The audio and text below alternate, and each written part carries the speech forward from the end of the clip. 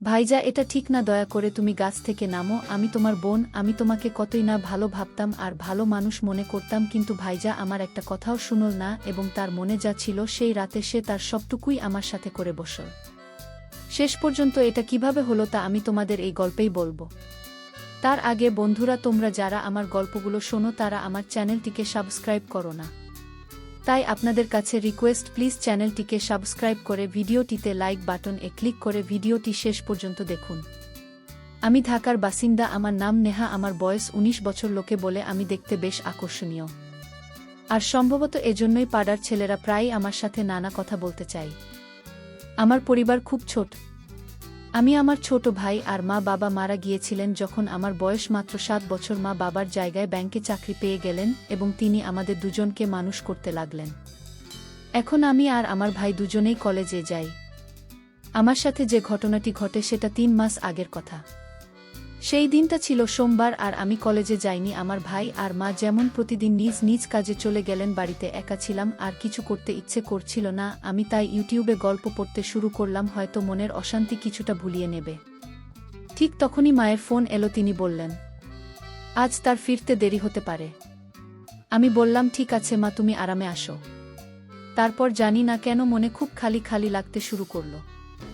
আমি বিছানায় শুয়ে পড়লাম আর কখন ঘুমিয়ে পড়লাম তা টেরই পেলাম না। হঠাৎ আমার ঘুম ভেঙে গেল, কিন্তু আমি নড়লাম না। আমার মনে হলো যেন কেউ আমার পাশে বসে আছে। আমি অনুভব করলাম কেউ আস্তে আস্তে তার আঙুল দিয়ে আমাকে স্পর্শ করছে। প্রথমে আমি বুঝতেই পারলাম না যে এটা কি হচ্ছে, কিন্তু যেই আমি আস্তে আস্তে চোখ খুললাম আমি ভিতরে ভিতরে কেঁপে উঠলাম। আমার ছোট ভাই, যাকে আমি সব সময় মাসুম আর শরীফ ভাবতাম, সেই আমার পাশে বসে আছে। আমি বিশ্বাসই করতে পারছিলাম না যে সেটা করছে। আমার বুক খুব জোরে ধড়ফড় করতে লাগলো আর আমি বুঝতে পারছিলাম না যে আমি কি করব। কিছু বলার সাহসই জোগাড় করতে পারলাম না। আমি ভাবছিলাম যে সে কেন এমন করছে। সে কি কখনো আমার সম্পর্কে এমন কিছু ভেবেছে নাকি এটা শুধুই একটা ভুল? সেই মুহূর্তে আমার মনে অনেক প্রশ্ন ঘুরপাক খাচ্ছিল। আমি কি তাকে ক্ষমা করতে পারবো? এটাকে এমন একটা ঘটনা যা আমি উপেক্ষা করে যেতে পারি। কিন্তু একই সাথে আমি জানি না কেন সেই মুহূর্তে আমার রাগ হচ্ছিল না, বরং আমি দ্বিধায় পড়ে গিয়েছিলাম। হয়তো আমার বোঝার মধ্যে কিছু ঘাটতি ছিল, না হলে আমি সেই মুহূর্তে অন্য কিছু ভাবছিলাম।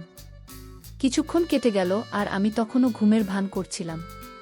ঠিক তখনই হঠাৎ মনে হলো ভাই আমাকে আস্তে আস্তে জাগানোর চেষ্টা করছে। তার আঙুলগুলো আমার কাঁধে হালকা করে ছুঁই ছুঁই করছিল, কিন্তু আমি চোখ খুললাম না। আমি জানতাম যে আমি পুরোপুরি জেগে আছি, কিন্তু সে হয়তো ভাবছিল যে আমি গভীর ঘুমে আছি। আস্তে আস্তে তার হাতের স্পর্শ বাড়তে লাগল। আগে যেখানে সে শুধু হালকা স্পর্শ করছিল, এখন তার সাহস বাড়তে লাগল। আমি বুঝতে পারছিলাম না যে সে কি করছে বা কি করতে চাইছে, কিন্তু আমি চুপচাপ দেখছিলাম।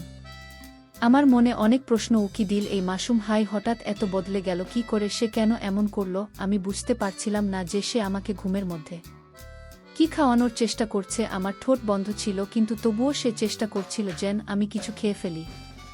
এরপর আমি ভেবে ঠিক করলাম যে ইচ্ছে করে ঠোঁট একটু খুলে দেব। আমি এমন ভাব করলাম যেন আমি ঘুমের মধ্যেই আছি, আর ঠোঁট নিজে থেকে খুলে গেছে। সেই মুহূর্তে আমার ভেতরে একটা অদ্ভুত রকমের ঘাবড়ে যাওয়া ভাব কাজ করছিল, কিন্তু আমি এটা প্রকাশ করতে দিলাম না। অর্থাৎ আমার ফোনের ঘণ্টা বেজে উঠল। সেই আওয়াজে পুরো পরিবেশ বদলে গেল। ভাই সঙ্গে সঙ্গে ভয় পেয়ে গেল আর ঘাবড়ে গিয়ে দূরে সরে গেল। সে এত তাড়াতাড়ি উঠে গেল যে আমি বুঝে গেলাম তার মাথায়ও ভয় ছিল যে আমি যেন জেগে না উঠি। আমি ফোনটা তুলে দেখলাম সেটা আমার বয়ফ্রেন্ডের কল। এই সময় তাকেও কল করতে হলো। আমি মনে মনে ভাবলাম, আমি ফোনটা তুলে খুব কষ্ট করে বয়ফ্রেন্ডকে বোঝালাম যে আমি বাড়ির কাজে ব্যস্ত আছি। তার মেজাজ হয়তো অন্য কথা বলার ছিল, কিন্তু আমি তাড়াতাড়ি কলটা কেটে দিলাম। এবার আমার নজর আবার ভাইয়ের দিকে, কিন্তু সে ঘর থেকে চলে গেল। আর আমি ভাবতে লাগলাম আমি কি তার সাথে এই ব্যাপারে কথা বলবো নাকি এটা উপেক্ষা করে যাব। অনেকক্ষণ আমি আমার চিন্তায় ডুবে রইলাম। আমি ভাবলাম যদি আমি এটা নিয়ে কিছু না বলি তাহলে হয়তো আবার এমন ঘটনা ঘটতে পারে, কিন্তু যদি আমি তাকে কিছু বলি তাহলে আমাদের সম্পর্ক চিরকালের জন্য বদলে যাবে। তারপর আমি আর থাকতে পারলাম না। আমার মনে একটা অস্থিরতা কাজ করছিল, আর আমি ভাইয়ের সাথে কথা না বলে নিজেকে সামলাতে পারছিলাম না। আমি তার ঘরের দিকে এগিয়ে গেলাম।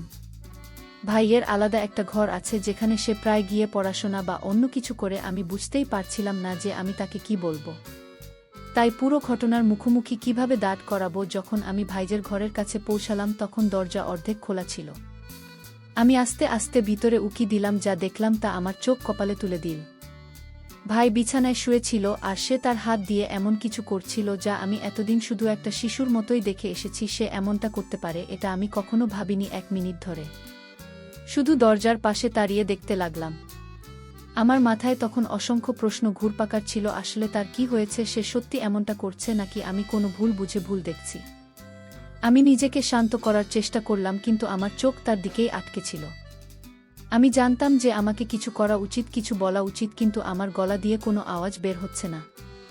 আমি যে ভাইকে এতদিন মাসুম ভেবে এসেছি সে আজ আমার সামনে একদম অন্য রূপে হাজির। তাকে এই অবস্থায় দেখে আমার মনে হলো হয়তো সে ছোটবেলা থেকেই এমন কিছু দেখেছে বা অনুভব করেছে যা নিয়ে আমি কখনো ভাবিনি। আমার মনে তার প্রতি কোনো ঘৃণা আসেনি, বরং আমি দ্বিধায় পড়ে গিয়েছিলাম। আমি বুঝতে পারছিলাম না যে এটা তার কোনো ভুল বোঝাবুঝি নাকি আরও কিছু।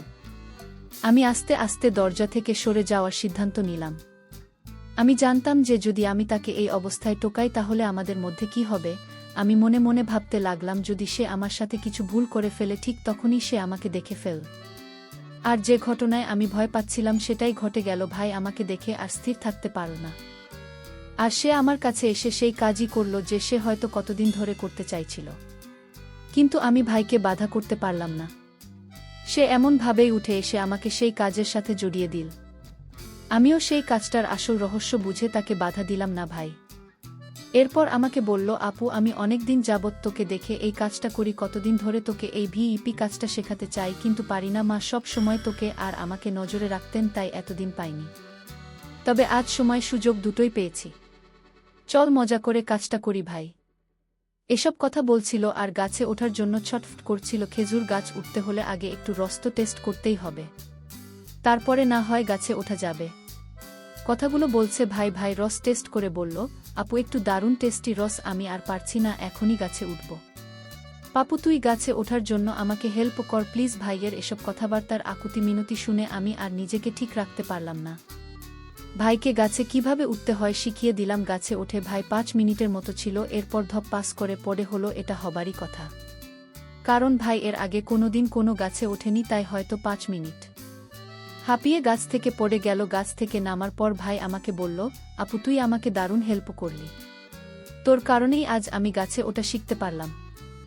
আপু তোর কাছে একটা রিকোয়েস্ট প্লিজ, যতদিন তোর বিয়ে না হয় তুই ততদিন আমাকে গাছে উঠিয়ে গাছের ফলমূল পাড়া শেখাবে। এরপর ভাইয়ের কথা রাখতে আমার যতদিন না বিয়ে হয় আমি ততদিন আমি ভাইকে হেল্প করি।